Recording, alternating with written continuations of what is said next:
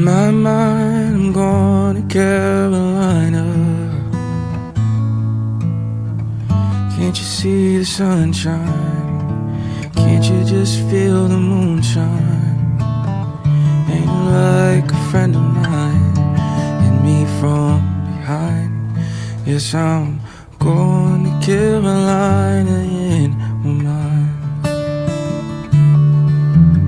Karen, she's a silver sun. Just watch her way and watch it shine. Watch her watch the morning come. Silver tear appearing now. I'm crying, ain't I? Going to Carolina in my mind. There ain't no doubt in no one's mind. Love's the finest thing around. Whisper song, soft and kind. Hey babe, the sky's on fire. I'm dying, ain't I? Going to Carolina in my mind. In my mind, I'm going to Carolina. Can't you see the sunshine? Can't you just feel the moonshine? Ain't it like a friend of mine? And me from behind. Yes, I'm going to Carolina in my mind.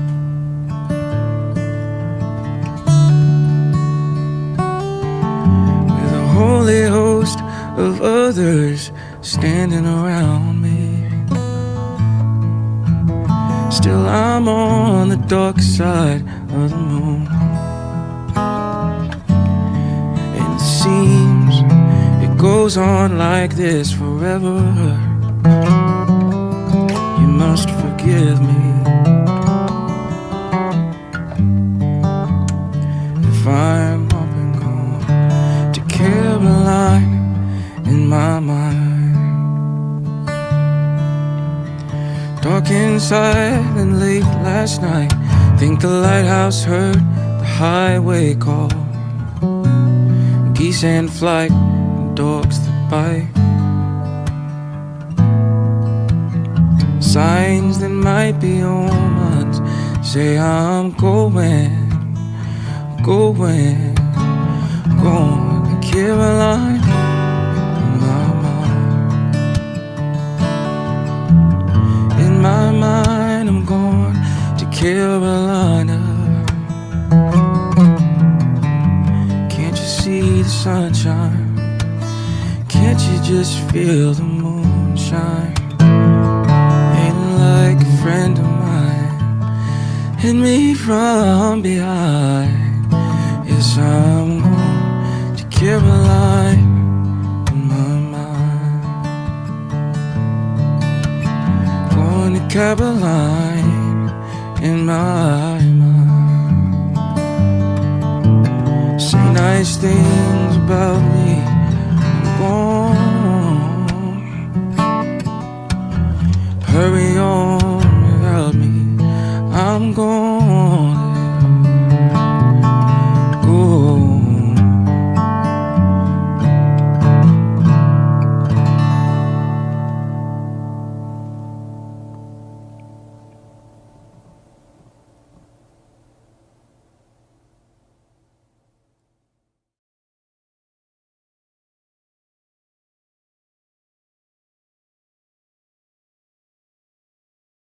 What's up? Good evening. Good evening. Good evening. Good evening, family. It is your boy, your friend, your homie, Dr. Donovan Livingston, bringing you greetings from the University of North Carolina at Chapel Hill. One time, wherever you are, wherever you're at, please make some noise, snap your fingers, stomp your hands, stomp your feet, clap your hands for the words of James Taylor as sung by Jonathan P. Brown Jr. In that beautiful rendition of Carolina in My Mind. I'm excited to talk to you today. From where I sit in North Carolina. to share with you a bit about the place I love, and knowing that we don't have to just go to Carolina in our mind, but we could go together in real time today, tonight, as family. And I'm grateful for this opportunity. Huge shout out to my dear friends at the American Center in Moscow for this opportunity to talk to you a bit about North Carolina as a part of this America 250 speaker series, highlighting and celebrating all that makes our 50 states great. Um, and all that we do. And so, again, I bring you greetings from UNC Chapel Hill, the University of North Carolina, where I currently work as faculty, a teaching assistant professor in the Department of Music. I teach courses in hip hop history, help coordinate our beat making lab, our vocal booth, which I'm sitting in right now, as well as a ton of other hip hop programming. I teach songwriting in correctional facilities here in the state of North Carolina. And in addition to that, I'm also director of College Thriving at the University of North Carolina at Chapel Hill. It's a first year experience class that all freshmen have to take upon entering the university. And we could talk more about that. But I keep bringing up the university because it played such an integral role in what makes North Carolina so special and so unique. But I'll spare you all those details, and because we got a lot to cover, we got a lot to get through today. We've got an extensive history around here. One of the original 13 colonies in the United States. North Carolina has a long, storied history, long before the U.S. even had a name, right? So I'm delighted to share with you about the place I love.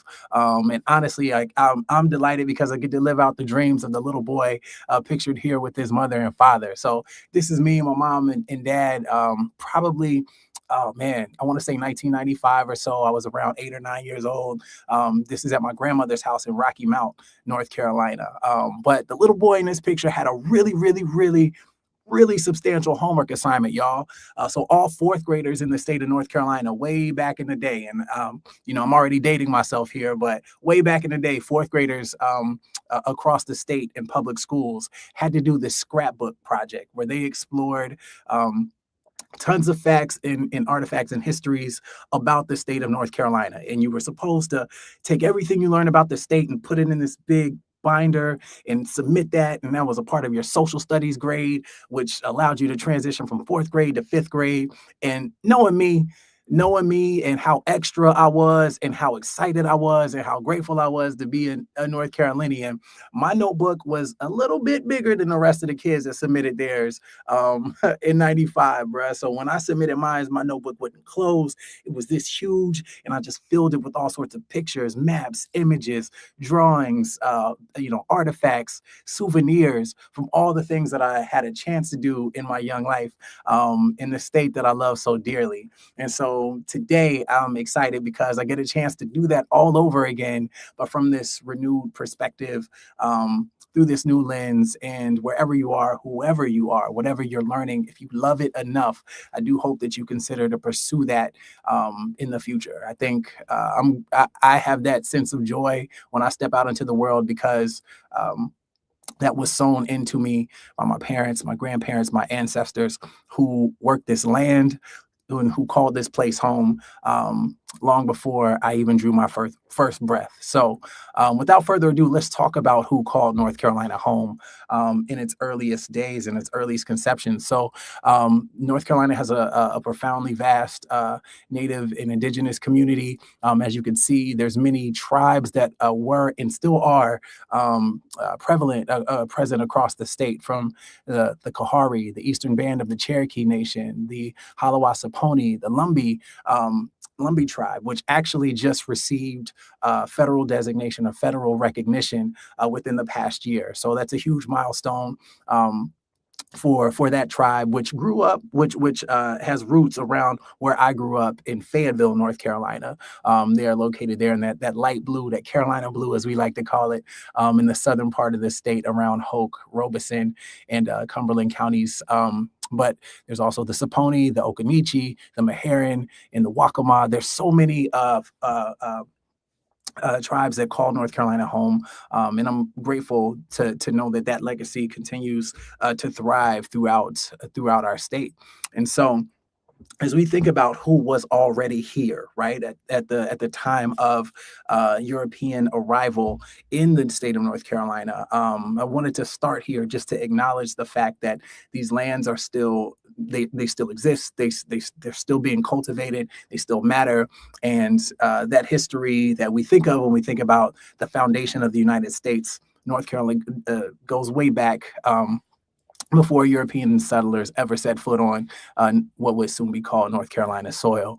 But what happened when folks did arrive in what would be England's first attempt at settling or creating a colony in what they called the New World? There was a group of 117 settlers of men, women, and children that ventured to the easternmost corner of our state on a little island called Roanoke, where they would set up a makeshift colony, which is a few hours south of Jamestown, Virginia, where another colony would be set up eventually. But this was the first attempt in 1587. John White led an expedition along with Sir Walter Raleigh to sort of set up shop in the New World. And two of the women who traveled on that journey were pregnant at the time. The first child to actually be born in the New World went by the name of Virginia Dare, born right here in North Carolina on Roanoke Island. Once they sort of set up shop and built community with the indigenous folks that were here already in the state of North Carolina, in what would later be called North Carolina. John White and a few other men on the journey went back to England for necessities. They needed supplies to replenish some of the resources that had been depleted. And so 3 years later, upon their return, there was this sort of cryptic message that was scrawled into a tree in the place where the colony was originally set up. And that word was Croatan. No one has really figured out what that meant or what that sort of signaled to John White upon his return, but he could not find the folks that he originally settled this colony with 3 years prior. There was no sign, no trace, no remnants that they were even remotely close. And so Roanoke Island in North Carolina is affectionately called the Lost Colony, and it is a legend and lore that still exists today. There are still Lost Colony reenactments in this part of the state, but a lot of folks, a lot of historians speculate what happened to those original 115 some odd settlers upon that journey. It's believed John White encouraged them to travel 50 more miles inward or inland should they want to move or take ground in new parts of the state or new parts of the colony. But again, there were a few artifacts found from these journeys, but nothing really definitive that really led historians or new travelers or new settlers to this part of the world that really alerted them to what happened to those original folks that called this place home. So that colony was effectively lost and disappeared, but what did come from that was an influx of European settlement all across our east coast, right? So what you see here is an early map from as far south as Florida, which was settled by Spain, all the way up through Virginia, which was being colonized by primarily English settlers. And so although the first colony was lost, it did spark a movement that brought more bodies to this region of the world. And so let's talk about some of the symbols of our state as we get a little bit further into exploring what North Carolina was, is, and still can be. So what you see here are the dogwood, which is our state flower. They are currently in bloom right now. As soon as I leave this booth, I'm going to go take in that nature myself. Our state bird is the cardinal. The honeybee is our state insect. We are also home to the NASCAR Hall of Fame, which technically makes stock car racing our state sport. The longleaf pine is our state tree. The sweet potato is our state vegetable. And we are proud and honor all of those parts that make us who we are. Our state beverage is milk. Dairy production is really prominent in the state, though some folks in North Carolina might argue that craft beer is the beverage of the state. And we could talk more about that as we explore some of our cities and some of our other creative exports. But our state mineral is gold. The first gold deposits were found here in North Carolina in 1799. And so the state mineral has been and continues to be gold. And our state mammal is the cute gray squirrel, which low key, there might be one in here right now. They are literally everywhere, especially this time of year. But these are some of the symbols, right, that come to define our state and reflect what it looks like to live, walk, learn, and grow here in North Carolina. Now, what I'm going to do, I'm going to break up my presentation into regions. So North Carolina has an east-west orientation. As you see here, will start on the coastal plain. The coastal plain is divided into two subregions. There's the outer coastal plain and the inner coastal plain. But essentially, this is the part of the state that's closest to the Atlantic Ocean. So we'll start there, then we'll move to the central part of the state, otherwise known as the Piedmont, and then we'll move to the mountains, which is the mountainous region of the state, if you will. I really love North Carolina for its biodiversity. Not too many places. There are places like this, obviously, but I am quite partial to having the beach on one side and mountains on the other, and being able to just call all of that home is just part of what makes living and growing up here so special. But if you appreciate the beach, we got exactly what you're looking for.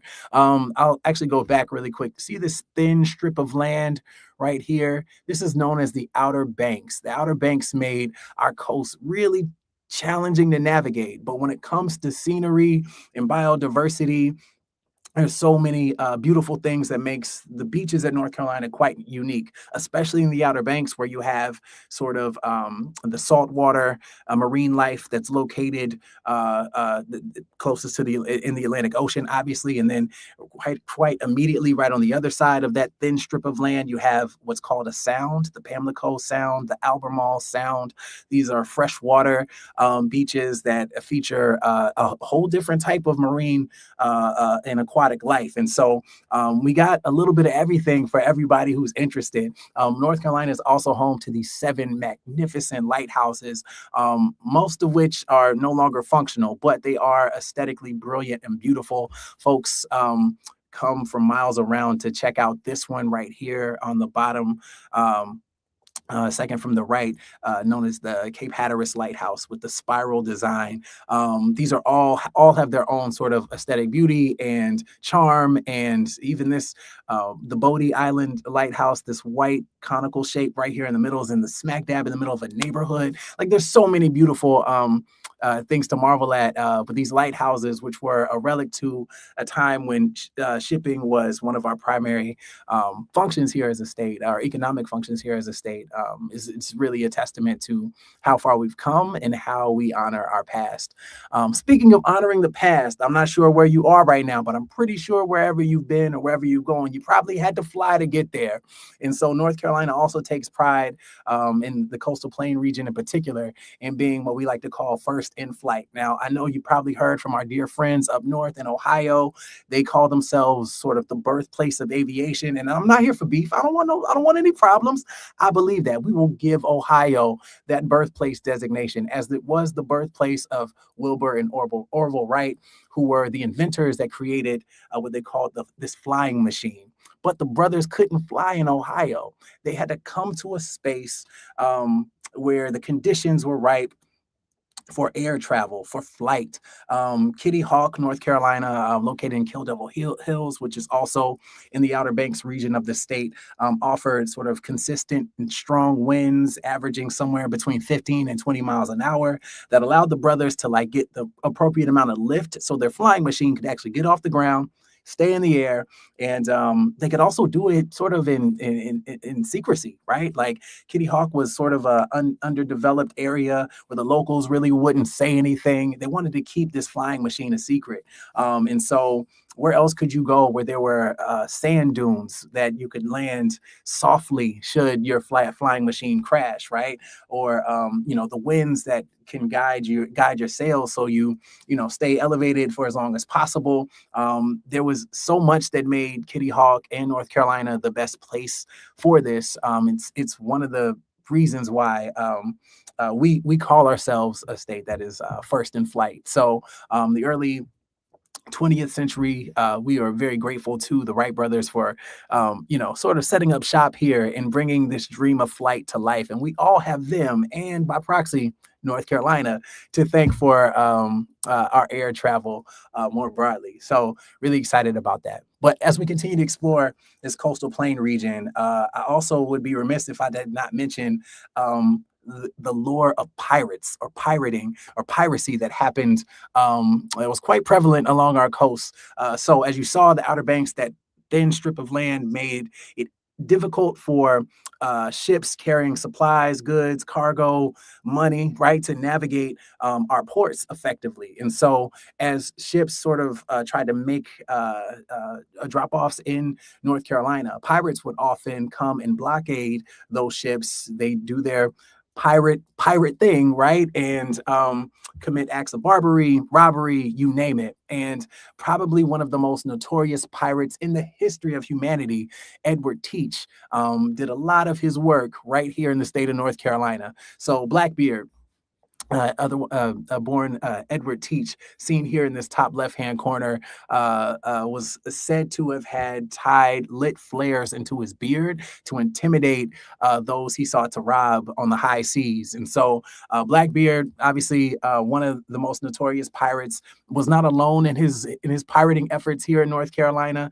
Stede Bonnet, known as the Gentleman Pirate, also depicted in the HBO series Our Flag Means Death, who was quite chummy with Blackbeard, actually did some of his pirate work here in North Carolina as well. But other folks, Calico Jack Rackham, Charles Vane, they all sailed these sounds, capturing goods, capturing treasure, and really creating the sort of spectacle that we all know and regard as pirating today. Even one of our state universities, East Carolina University, which is located on the coast in Greenville, their mascot is the Pirates, and it is for a a very relevant reason. So yeah, North Carolina has a very rich, no pun intended, history of pirating as well.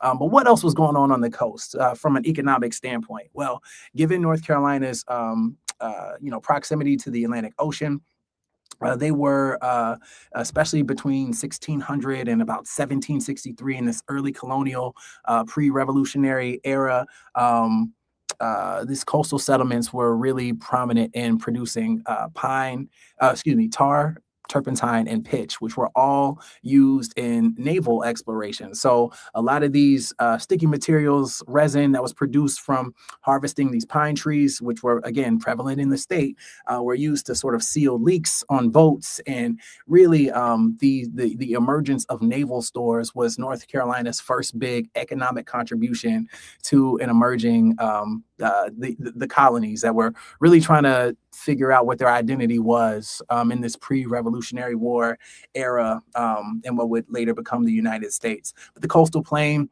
the prevalence of longleaf pines really made for plentiful tar, turpentine, and pitch production, which also is where we get our name, as North Carolina is affectionately known as the Tar Heel State. So if you've ever heard that phrase before, it is because of our, extensive production of tar and its use in the shipping industry and that sort of thing. So one of the things we do here at UNC Chapel Hill in particular is, like, when I say tar, y'all say heels. Tar. I can't hear you, but I know you said it. So you still with me. All right, bet. So moving on from an agricultural standpoint, North Carolina, especially this coastal plain region, is really big in pork production. We are actually the nation's leader in pork production in a lot of ways, and 40% of the hogs pork that's produced in North Carolina comes from this coastal plain region. Two counties in particular, Sampson and Duplin County, are where our highest, which are neighboring counties, see our highest production of hogs and pork products. Within the state. It's also, I was going to say legend has it, but it's actually fact.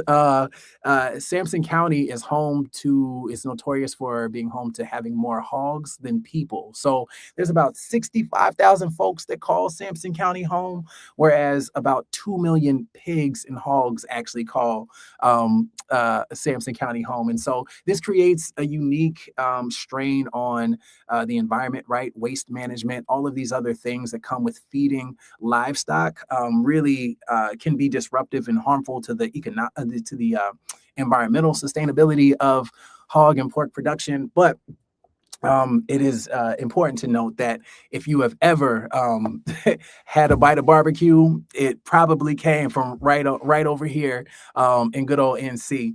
Speaking of which, we do love our pork, but we also love talking to it for some reason. Hear me out, y'all. So for about 40 years, Sampson County was also home to the National Hog Hollering competition. And so here you see the hog hollering contest from 1975, but essentially it was a chance for farmers and families alike to get together to sort of celebrate this tradition of hog calling. And so judges would rate rate contestants on 4 categories, namely communicative holler. So like how well were you able to communicate with other farmers in your holler? How far did your holler actually reach, right? Person to person holler. So like saying specific things to specific folks. How far does your voice carry? How well can it speak back to someone speaking to you? Distress hollers, right? So how well are you able to communicate distress or something being wrong in your holler, right? How did the contestant interpret that? And then last but not least, a functional holler, right? So do pigs actually come to you when you call out, right? So it's one of those cultural things that really took root in the mid 20th century and held on for as long as it could. But if you come around my way, I'll make sure you are within ear's distance of a hog collaring contest, man. Also, last but not least, as we wrap up this portion of the coastal plain, it's also important to note there's a strong military presence as well. So Camp Lejeune, which is located in Jacksonville, North Carolina, is home to our Marine Corps, as well as Fort Bragg, which is located just outside of my hometown in Fayetteville, North Carolina, is home to about 260,000 members of the armed forces, and it is the most in terms of population, the largest military installation in the United States. And so military presence abounds in this region of the state. And it's important to note as well. So and moving west a little bit, we're going to venture into the Piedmont region, which is our most populous region of the state. Now, the Piedmont is unique or is important because our state capital sits here, Raleigh. Now, Raleigh wasn't always the capital. The capital actually originated closer to the beach out in New Bern. But as the Revolutionary War ticked up and international conflict sort of sprung up, members of the state sought to find cities where the capital could then rotate. So New Bern was a capital for a while. They tried out other cities, Fayetteville, and other places that were closer to the water. But in the 1790s, George Washington kind of put his foot down and he was like, look, y'all got to get this together. I'm confused. You're confused. We don't know where North Carolina's capital is. And so state legislature sought to make Raleigh the capital, given its central location within the state. As you see, North Carolina's got that long east-west orientation.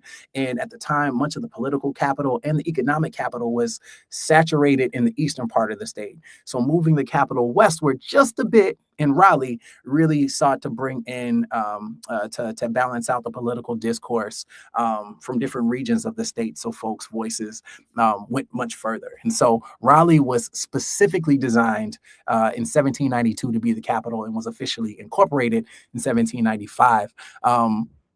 And so again, because this is where most North Carolinians live, I wanted to make sure you can actually visualize how dense the population is in those spaces. So the deeper the red, the more red you see on the map, it just means the population was much higher in those regions, right? So you see much of the deeper orange, deep yellow, and certainly red regions of the state fall within this middle tier right here, what we call the Piedmont region, which is also home to literally all of our professional sports franchises. So we have the Carolina Hurricanes in the National Hockey League, the Charlotte Hornets in the National Basketball Association.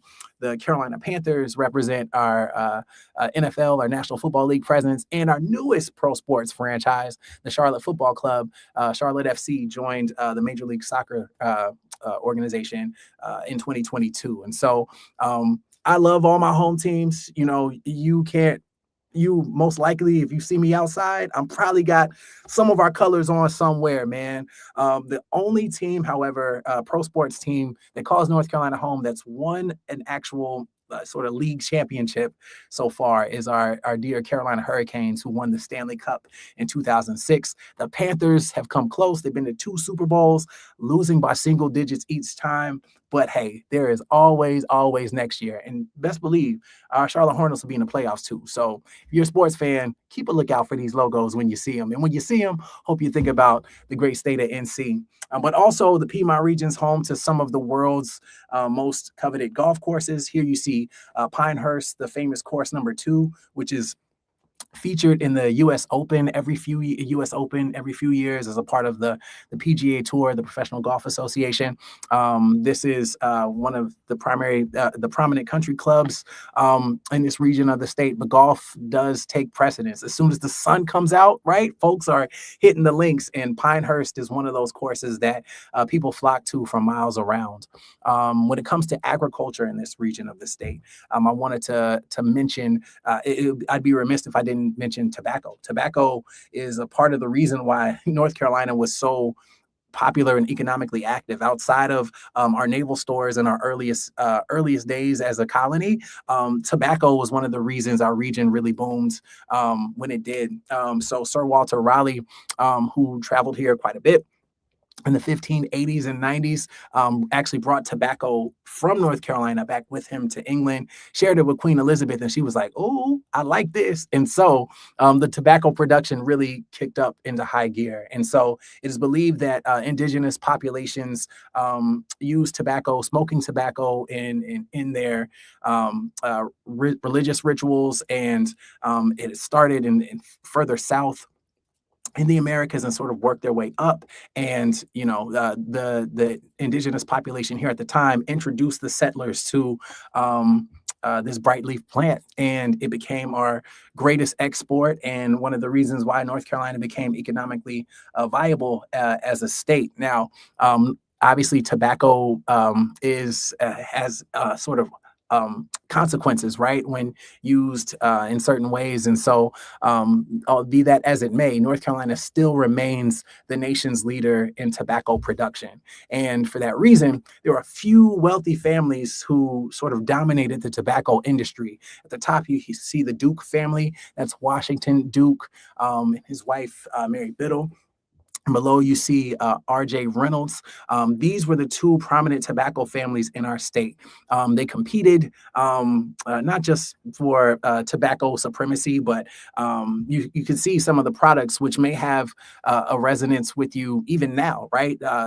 Camel cigarettes, Newport, even some of the Juul or vaping tobacco products that are used now are all sort of harvested right here in our state. And so as these families sort of continue to dominate the tobacco market, it became sort of this sort of mark of your social status if you participated in higher education in some capacity, if you had a university attached to your name. Now, I said Duke, and I'm pretty sure some of you might have thought immediately of Duke University in Durham, North Carolina. And if you did, you'd be absolutely right. So the Duke family sought to purchase land that would in Durham, North Carolina, near their tobacco facilities, for a university called Trinity College, which already existed a few counties away in Randolph County. But this new land purchase that was gifted by the Dukes to Trinity College moved Trinity from its location in Randolph County to Durham,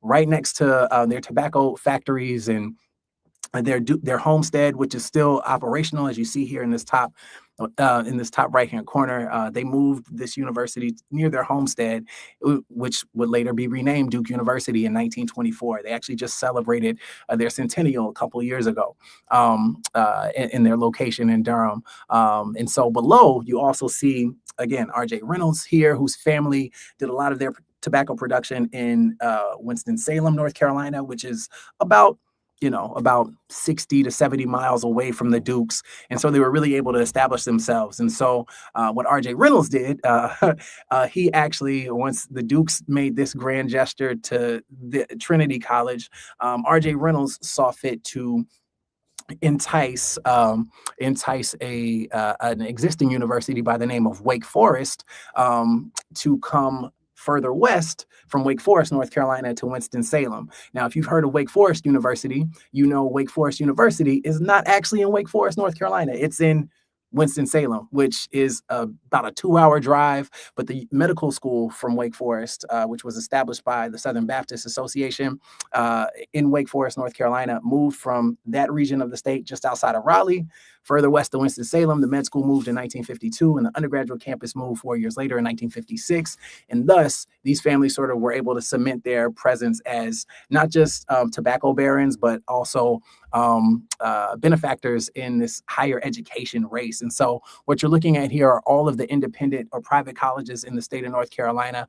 Duke, obviously, and Wake Forest, which I just named, are among the two, but you could see there's a ton here.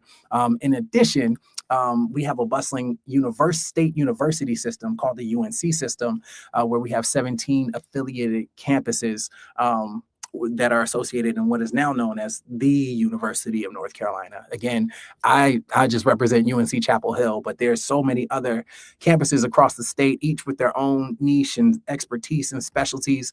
And what you're looking at here are the 58 community colleges across the state, which have very strong articulation agreements with all of the public colleges, so students can save time and money by completing associate's degrees and general education requirements on these campuses for less money, and then transfer those credits to public universities with a very little disconnect. And so we have a very robust system of higher education here in North Carolina, and that is not by accident. So if I could take you back just a little bit further, right here, we're still in the Piedmont, but if I could take you back to November 21st, 1789, it is the day North Carolina delegates ratified the U.S. Constitution, the new Constitution, after the nation gave itself a name and a presence, right? We were the 12th state to join the Union, 12th out of 13 to ratify the Constitution. And then a couple weeks later, in a meeting of the North Carolina General Assembly on December 11th, 1789, the first thing we did as a new state in a new union was charter a public university, right? And so the University of North Carolina in Chapel Hill became the nation's first public university. Now, you may hear from a couple other campuses, William and Mary, which is in Virginia, or University of Georgia, which again, obviously is in Georgia, that they have claimed to be the first public university, but we were the first insofar as we were the first university to be chartered and hold classes. So we were chartered in 1789. Construction began in 1793, and the first classes were held in 1795. And what you are looking at are some of the original renderings of these campus buildings, which still exist today.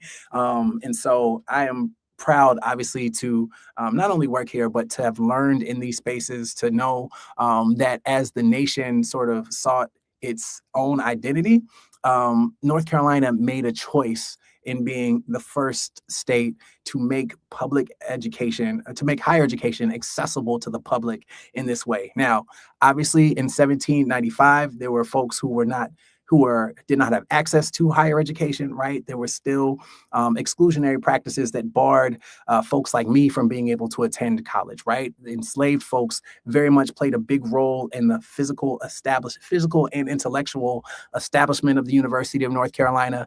But I appreciate our capacity to not look away from that history, but really embrace this idea and question, what does it mean for higher education to truly be accessible? What would it look like to remove those barriers? And what would it look like to make access to higher education more equitable across the board. We also, with that in mind, have a bustling or very, very thriving healthcare systems across the state that are affiliated with UNC Chapel Hill, Duke University, and Wake Forest University. Between our three campuses, we cover much of the state in making us a global leader, a Southern leader especially, but a global leader in healthcare, both in healthcare, providing healthcare and in research as well. What you're looking at here is another thing that makes me proud to be a North Carolinian, but especially a Tar Heel from UNC Chapel Hill. We're home to, we love our college sports around here.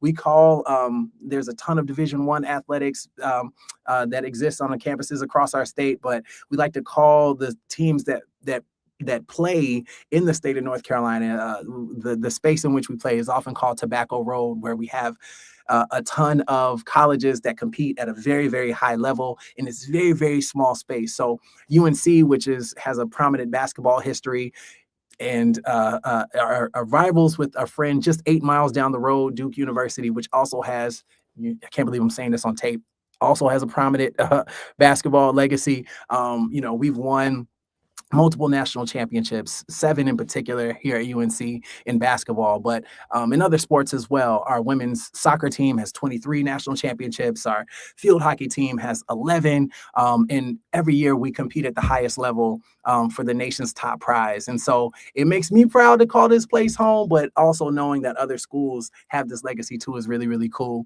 Also, it's important to note while we're on the topic of higher education that North Carolina is home to the nation's largest number of HBCUs, that is historically Black colleges and universities.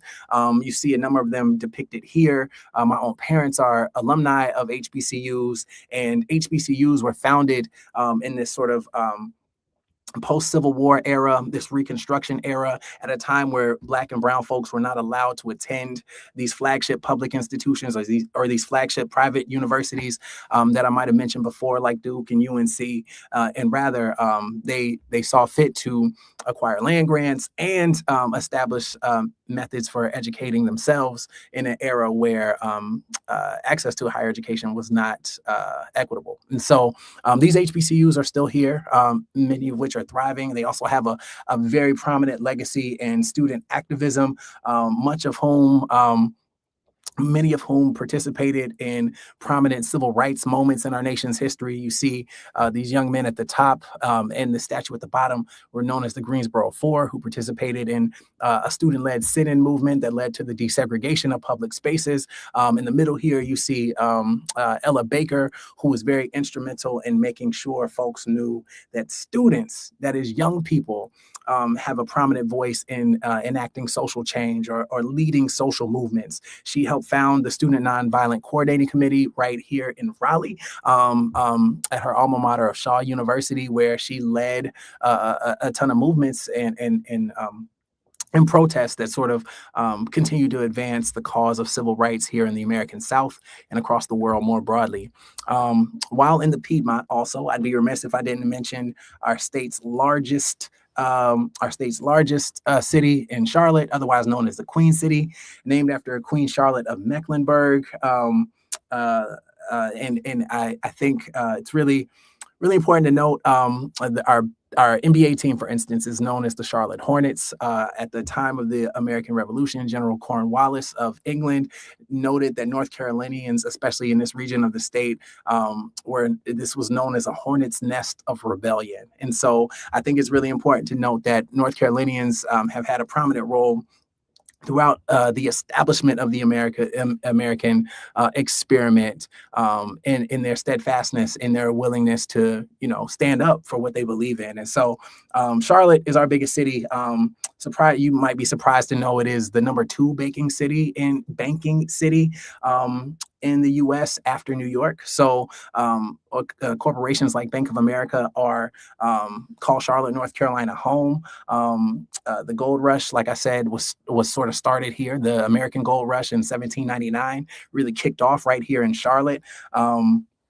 again, is situated in this Piedmont region, home to about 900,000 residents on the whole. North Carolina is home to a little over 11 million folks, and that makes us the ninth largest state in the United States, and we're projected to move up to around seventh by 2030. So North Carolina is fast growing, especially in cities like Charlotte, which tend to attract a lot of out of towners to settle, given its pace of life and cost of living, as well as access to all of your the things that make life in big cities a lot of fun.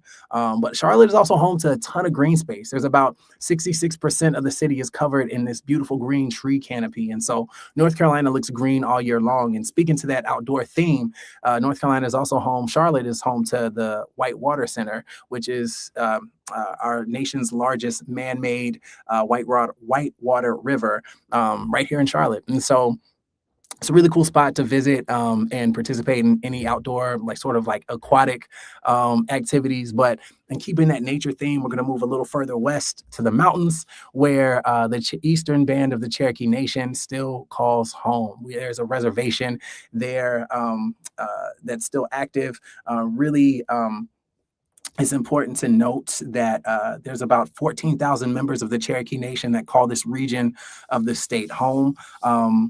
And it's also important to note that during the time of Indian removal, the Indian Removal Act of 1838, many of the Cherokee who called this region home were able to stay because of out-of-statehood that allowed them to claim land in North Carolina, and their capacity for navigating the mountains, right? When federal troops moved through, they were able to hide in areas that the troops were unaware of, and thus were able to stay and reclaim and claim that land. And so, again, there's about 14,000 to 16,000 folks that still call this area home. They are their own sovereign nation. They operate with their own chief, vice chief, and tribal council. And the images you see here are from their annual powwow event, but they also have a tourism-based economy. So there's a ton of things that make life here very vibrant.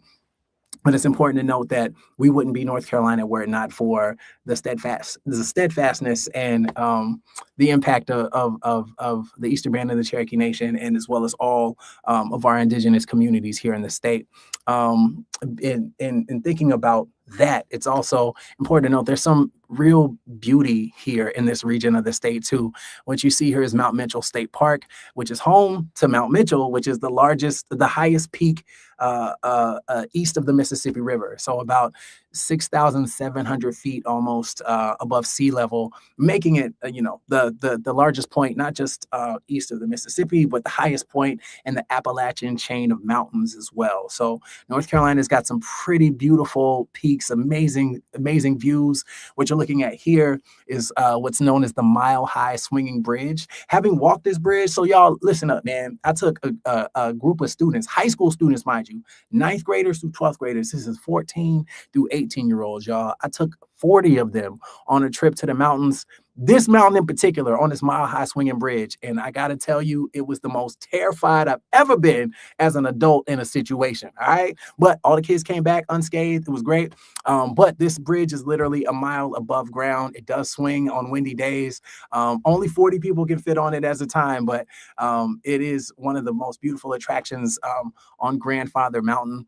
Grandfather Mountain is known as Grandfather Mountain because if you kind of squint with one eye and don't look out the other one, it kind of looks like an old man laying on his back, like the face of an old man. And so you can kind of see where the trail starts, and maybe you see it, maybe you don't, but it wasn't always known as it wasn't always known as Grandfather Mountain. Its original name was Cherokee, known as Tanawaha, which stands for a fabulous hawk or eagle. And as time went on, colloquially, it became known as sort of kind of looks like a granddaddy, grandfather, old man. And so that name kind of stuck over time. But it's important to note also the mountain region is home to the Blue Ridge Parkway, which is located, like I said, in the Blue Ridge Mountains in this region of the state. It's a picturesque drive. It's about 469 miles of winding road that cuts through the Appalachian Mountain, the Blue Ridge Mountains. It was a public work project started in 1933 during the Great Depression, spearheaded by President Franklin D. Roosevelt. It got folks back to work, and it created the sort of like nature, this beautiful synergy between humans and nature, and how we can coexist and still create beauty and appreciate the aesthetic beauty of the world around us. I think it starts in the Shenandoah Valley in Virginia, again, snakes through North Carolina, but this 469-mile stretch goes across 29 counties. It's beautiful. You got to drive slow. They encourage you not to peak over 35 to 45 miles an hour. It's a slow, winding drive, but the views are incredible. I highly encourage you to visit if you do during autumn, when the leaves begin to change. It's such a gorgeous drive.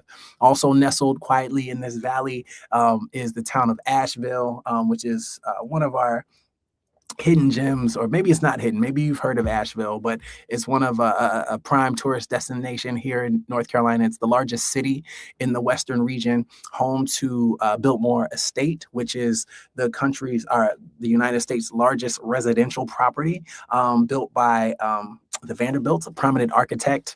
In the 19th and 20th centuries, the folks can still tour the Vanderbilt's home. There's everything from wine tasting to outdoor events, festivals. It's really lit up gorgeously during the holiday season. But the Biltmore Estate is a prime tourist destination located in Asheville. There's also the River Arts District. It's a very funky, artsy, weird, like really cool place. But I'm really, having been there, it's just located right off the French Broad River. And it's really a bustling space with a ton of great studios, galleries, restaurants, and the like. Unfortunately, in September of 2024, Asheville, or Western North Carolina in particular, was struck really hard by Hurricane Helene, which the economy and sort of ethos is just starting to pick back up in Western North Carolina, but it is a resilient community, still in many ways, still in need of help and support. But Asheville is sort of like the cultural center of the Western region of North Carolina. And when I think about cultural centers of the state, it's also worth noting that when you talk about food, we mentioned pork. I don't know if you're hungry or not, but I gotta say, there's a barbecue debate that sort of splits our state in two, right? So this eastern region of the state, they do barbecue really, really well, as does the West too, but they have different bases for their sauces, right? So the vinegar and peppery base barbecue sauce really takes root in this eastern part of the state, whereas our tomato-based sauces are found more closer to Appalachia in the western parts of the state. And it really creates like divisions, y'all, like in homes, in families, in communities. Don't tell my wife I'm really big into vinegar-based barbecue sauce, y'all. That's just how I came up. But it's not everybody's cup of tea. I just wanted to say that because food culture, especially grounded in barbecue, not just the hogs, but the sauces as well, really, really, really is important here in the state of North Carolina. And when you think about the flavor of NC, I gotta shout out our most prominent musicians, right? Folks who cut across all sorts of genres, from jazz to folks like Coltrane, soul artists like Anthony Hamilton, hip hop artists like Ninth Wonder, Little Brother, Fonte, rapper Big Pooh, J. Cole, Rhapsody, you name it. Country and folk artists, Rhiannon Giddings, Randy Travis, Luke Combs, Charlie Daniels, soul artists again like Nina Simone, funk legends like George Clinton. North Carolina really is a sonic masterpiece. And so I could go on for days, but I'm gonna chill because I want to get to your questions.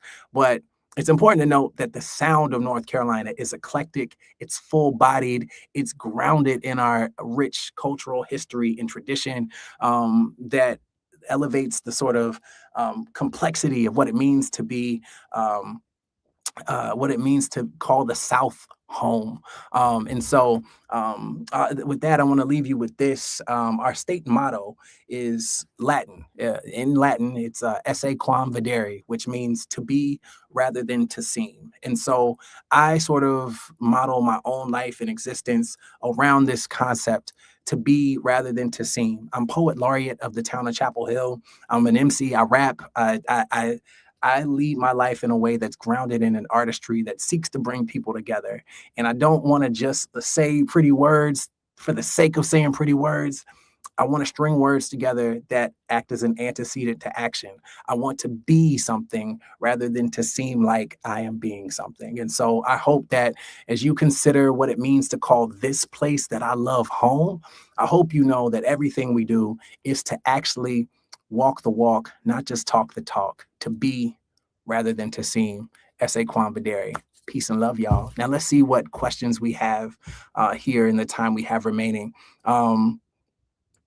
So how did Duke get the name Blue Devils? That's a question I thought I had an answer to, and it's a great question. I want to say it's connected to some sort of military history. I'll have to get back to you on that if possible. I don't know if my contact information or social media handles will be shared, but if you're interested in knowing more, you can find me at DLive87, DLIVE87 on all social media platforms, and happy to share more once I have a chance to look that up for you.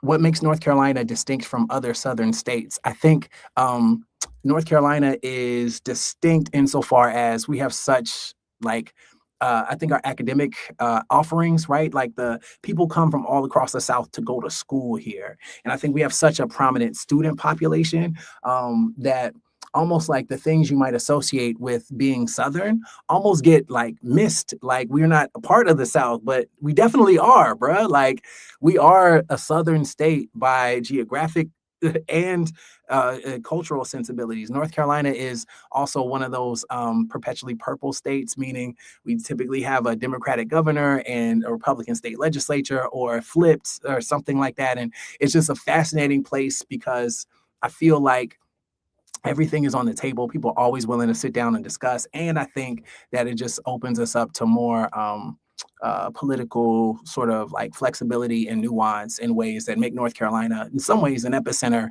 of a lot of I guess issues and topics and things like that that are relevant at any point in time. Do any of the listed HBCUs, Student Alliance universities, accept Russian applicants as students? What is the procedure for entering those universities? Yeah, so great question about admittance. Those colleges, HBCUs, accept applications from all over the world, right? So one thing I forgot to mention, but is very important to mention, if you are interested in engineering, North Carolina A&T, North Carolina Agricultural and Technical State University, North Carolina A&T, Aggie Pride, they are the largest HBCU in the country, enrolling over 20,000 students. So, I think if you are interested in any of those campuses, I would look into their academic programs and see if there's a good fit there. But you do not have to be a Black or a student of color to apply to or enroll at an HBCU. And I'm happy to share more demographic information about each of those. But I would encourage you, if you are curious about the HBCU experience, to visit their websites, to check them out, to see what homecoming is like, right? Like there's a lot you can do. And I'm not too keen on what their international student enrollment is like, but I am sure if there's an interest there, there's an opportunity to make that work. But great question. What's something about North Carolina culture that you carry with you no matter where you go? Certainly that esse quam videre piece is something that I hold true and try to live out every single day. So thank you for that question.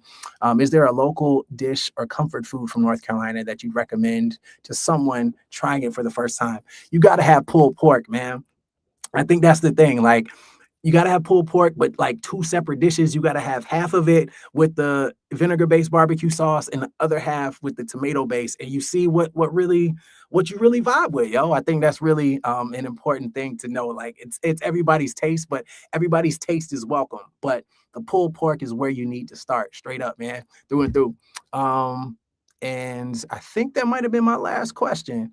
But grateful to y'all for attending tonight, and really look forward to holding space with you again in the future, perhaps. But right now, I just want you to know that this program is a part of the American Center in Moscow's weekly speaker series, continuing throughout the entire year of 2026.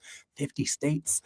We invite you to join us next Wednesday at 8 p.m. Moscow time on March 25th, where we explore our next state, our good friends in the great state of Alaska. So excited about that, and so excited for you to be here with us tonight. One more time for the roll, man. When I say tar, y'all say heels. Tar, tar. Peace and love, y'all. Thank you.